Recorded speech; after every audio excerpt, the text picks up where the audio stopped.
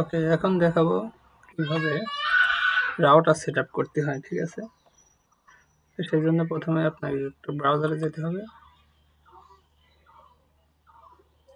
ব্রাউজারে গিয়ে যদি আগের হিস্টোরি থাকে, এই যে হিস্টোরি আছে, এটা ডিলিট করে নিলে ভালো হয়। ঠিক আছে, অন্যথাও এমনিতেও হয়, সমস্যা নাই, মাঝে মধ্যে ডিস্টার্ব করে আর কি।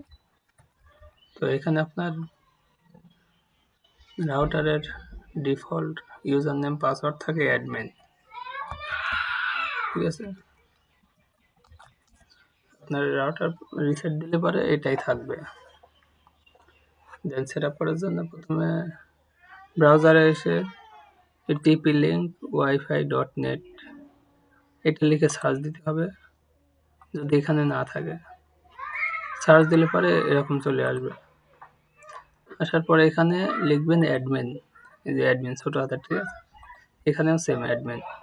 দেন লেটস রিস্টার্ট। এরকম চাইবে না আমারটা।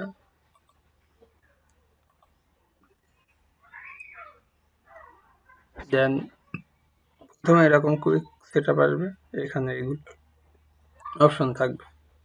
এইখান থেকে PPP এটা সিলেক্ট করে নেক্সট দিবেন।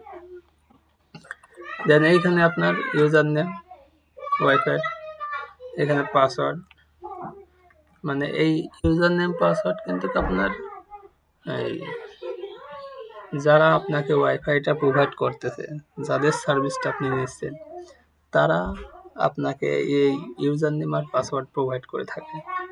যদি আপনার কাছে না থাকে, তাদের কাছে ফোন করে জেনে নেন, দেন সেটা এখানে বসাবেন।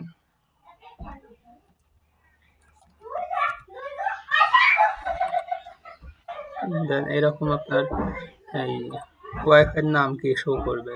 কেউ যদি সার্চ করে মোবাইলে বা কম্পিউটারে, সেখানে আপনার ওয়াইফাইয়ের নাম কি দেখাবে, সেটা এটা। ঠিক আছে, দেন পাসওয়ার্ড আপনি নতুন করে সেট করে দিতে চাইলে দিয়ে দেবেন, অথবা এটা হলো ডিফল্ট পাসওয়ার্ড, আমি ডিফল্টটাই রেখে দিচ্ছি। আপনি যে কোনো পাসওয়ার্ড দিতে পারেন, যে কোনো নাম দিতে পারেন। ঠিক আছে, এই দুটো আপনার ইচ্ছা।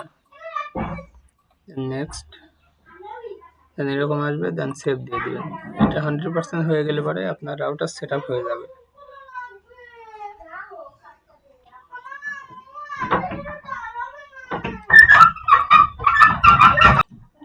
এটা 100% হয়ে গেলে পরে আমার ওয়াইফাই চলে এসেছে।